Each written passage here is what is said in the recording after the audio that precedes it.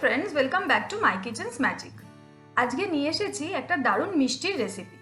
সাধারণত রেস্টুরেন্টে গেলে, বিশেষ করে বিরিয়ানি খাওয়ার পর ফিরনির সাথে সাথে আমরা যে ডেজার্টটা অর্ডার করে থাকি সেটা হলো শাহি টুকরা বা ডাবল কা মিঠা, যে নামে ডাকে।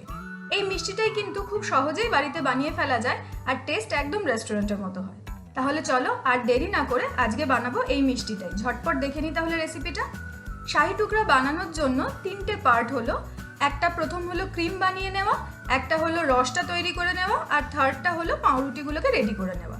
সেই প্রথম ভাগটা প্রথমেই আমরা রেডি করে নেব। সেই জন্য এখানে আমি ক্রিম বানানোর জন্য 1 লিটার ফুল ক্রিম মিল্ক নিয়ে নিয়েছি। আমি এখানে আমুল গোল্ড ব্যবহার করেছি। এবার এই দুধটাকে একদম লো টু মিডিয়াম ফ্লেমে জাল দিয়ে ঘন করে ক্রিম বানিয়ে নিতে হবে। যতক্ষণ দুধটা জাল হচ্ছে ততক্ষণ আমরা বাকি কাজগুলো করে নেব। দুধ জাল হতে হতে এখানে চিনির রসটা বানিয়ে নেব। এখানে আমি একটা পাত্রে এই বাটির 1.5 বাটির থেকে একটু বেশি চিনি দিয়ে দিচ্ছি, আর তার সাথে সাথেই দেব চিনির সমপরিমাণ জল। আমি আজকে 12 পিস ব্রেডের শাহি টুকরা বানাবো, তার জন্য আমার এই পরিমাণটা একদম ঠিক আছে। এবার এটা জাল দিয়ে একটা ঘন রস তৈরি করতে হবে। যে রসটা তৈরি করতে হবে সেই রসটা কিন্তু কোনো একতার বা দুতার হবে না, শুধু একটু ঘন চটচটে হলেই হবে। আর এখানে আরও একটা কথা বলে রাখি, যে পরিমাণেই শাহি টুকরা বাড়িতে বানানো হোক না কেন, রস যত কম পরিমাণেই নেওয়া হোক, পাত্রটা কিন্তু একটু বড় নিতে হবে। তার কারণ আমিও এখানে এই জন্যই একটু বড় ছড়ানো পাত্র নিয়েছি। পাউরুটিগুলো ভেজে এই রসটার মধ্যে ডোবাতে হবে। একটু বড় পাত্র হলে কাজটা সুবিধা হয়। কথা বলতে বলতে আমার রসটাও জাল হয়ে গেছে এবং রসটা দেখো এখন আর পাতলা নেই, বেশ একটু ঘন হয়ে গেছে। আর এই সময় রসটা আঙুল দিয়ে দেখলে দেখা যাবে যে একটু চটচট করছে, অথচ কোনো তার কিন্তু তৈরি হয়নি, মানে আমার রসটা রেডি। এবার গ্যাসটা অফ করে দেব। এই রসের মধ্যে ইচ্ছা করলে কেসার বা এলাচের গুঁড়োও কিন্তু দেওয়া যায়। রস রেডি। এবার এখানে আমি প্লেন মিল্ক ব্রেড নিয়ে নিয়েছি। সাধারণত শাহি টুকরা মিল্ক ব্রেডই ব্যবহার হয়। আর ব্রেডের কোনাগুলোকে কেটে নিয়েছি। এবার আমি এই পাউরুটিগুলোকে ভেজে নেব। শাহি টুকরায় পাউরুটি সাধারণত ঘিয়ে ভাজা হয়, সেই জন্য আমিও কড়াইতে এখানে ঘি দিয়ে দিয়েছি। ডিপ ফ্রাই করা হয়, তবে কেউ যদি স্বাস্থ্যের কারণে শ্যালো ফ্রাই করতে চায় সেটাও কিন্তু করতে পারো, খেতে কিন্তু খারাপ হয় না। আমি প্রথম ধাপে খুব বেশি পরিমাণ ঘি দিইনি। প্রথমে যে কটা পাউরুটি ভাজবো সেই পরিমাণ মতো ঘি দিয়েছি। নেক্সট এই পাউরুটির ব্যাচটা ভাজার পর যদি প্রয়োজন মনে হয় আবার প্রয়োজন অনুযায়ী আমি ঘি দেবো। এবার এই 3 পিস পাউরুটি এখানে প্রথম ধাপে দিলাম। এই পাউরুটিগুলোকে দুটো দিক লাল করে ভেজে নিতে হবে।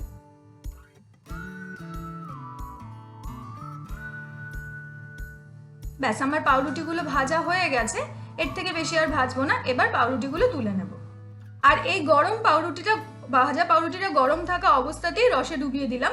রসটাও কিন্তু এখন বেশ একটু উষ্ণ গরম আছে।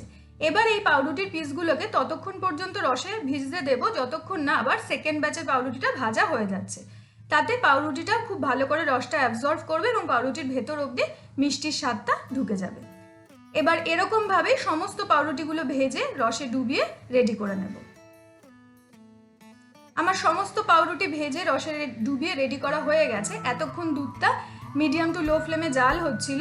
দুধটা বেশ একটু ঘন হয়ে এসছে, তবে ক্রিম এখনো হয়নি। এই পর্যায়ে এই দুধের মধ্যে দিয়ে দেবো 1 চুটকি কেশর।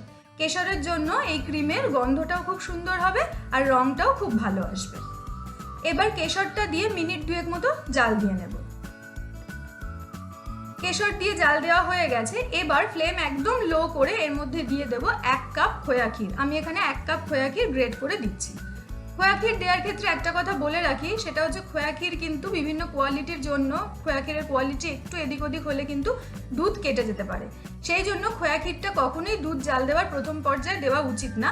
দুধটা একটু ঘন হয়ে গেলে ফ্লেম একদম লো করে তারপর খোয়া ক্ষীরটা দেবো, এবং খোয়া ক্ষীরটা দেওয়ার পর কিন্তু ফ্লেম আর বাড়াবো না। একদম লো ফ্লেমে রেখে খোয়া ক্ষীরটা ভালো করে মিশিয়ে নেব। কারোর কাছে যদি খোয়া ক্ষীর না থেকে থাকে সেই ক্ষেত্রে প্যাঁড়া ব্যবহার করতে পারো, তবে প্যাঁড়া একটু মিষ্টি থাকে, সেই ক্ষেত্রে কিন্তু চিনির রসটা আবার একটু হালকা মিষ্টির করতে হবে। ব্যাস, এখন খোয়া ক্ষীরটা প্রায় পুরোটাই মিশে গেছে, তবে আমার ক্রিমটা কিন্তু এখনো তৈরি হয়নি। এখনো দুধটা যথেষ্টই পাতলা আছে। এখন যদি এই দুধটাকে লো ফ্লেমে জাল দিয়ে ক্ষীর করতে যাই বা ক্রিম করতে যাই তাতে অনেক সময় লাগবে। এত সময় কারোর কাছেই থাকে না। সেই জন্য এখানে অ্যাপ্লাই করব একটা শর্টকাট প্রসেস। তার জন্য এখানে আমি একটা বাটিতে 1 টেবিল চামচ কর্নফ্লাওয়ার 1 টেবিল চামচ জল দিয়ে গুলে নিয়ে নিয়েছি। এবার এই কর্নফ্লাওয়ারটা অল্প অল্প পরিমাণ এই দুধের মধ্যে মেশাতে থাকবো আর দুধটাকে জাল দিতে থাকবো, যতক্ষণ না আমি যতটা ঘন চাইছি ক্রিম ততটা সেই থিকনেসটা আসে ততক্ষণ। তবে কর্নফ্লাওয়ার কিন্তু একবারে প্রথমেই খুব বেশি মেশাবো না, তাতে দুধটা একদম জমাট বেঁধে যেতে পারে।